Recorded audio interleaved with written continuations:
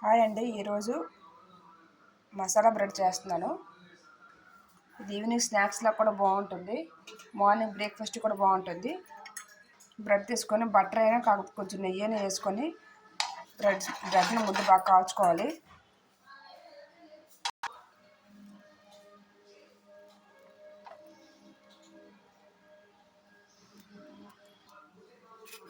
ఇవి కొంచెం ఏగే కదా, వీటిని ప్లేట్లో తీసుకోవాలి. వీటిని చిన్న చిన్న పీసెస్లో కట్ చేసుకోవాలి. ఇలా పీసెస్లో కట్ చేసుకున్నాను.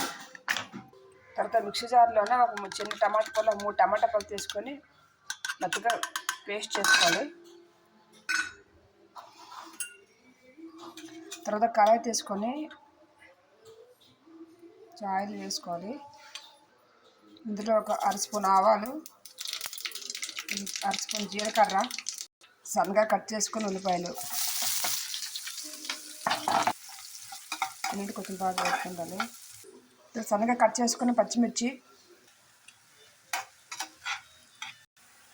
ఒక రెమ్మ కరివేపాకు, 1 స్పూన్ అల్లం వెల్లుల్లి పేస్ట్.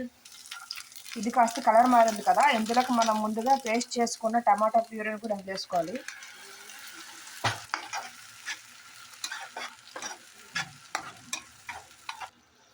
ఏదో చిటికెడు పసుపు, రుచికి సరిపోయినంత సాల్ట్. మనం పచ్చిమిర్చి వేసుకున్నాం కాబట్టి కొంచెం కారం తక్కువ వేసాను. జీలకర్ర పొడి, ధనియాల పొడి 1 స్పూన్. కొంచెం బాగా కలపాలి.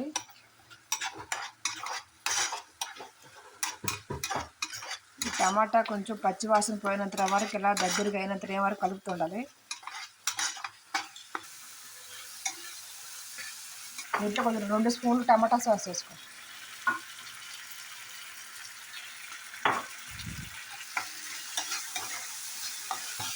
ఇది బాగా వేగింది కదా, వీటిలో మనం ముందుగా ప్రిపేర్ చేసుకుని బ్రెడ్ స్లైసెస్ వేసుకోవాలి.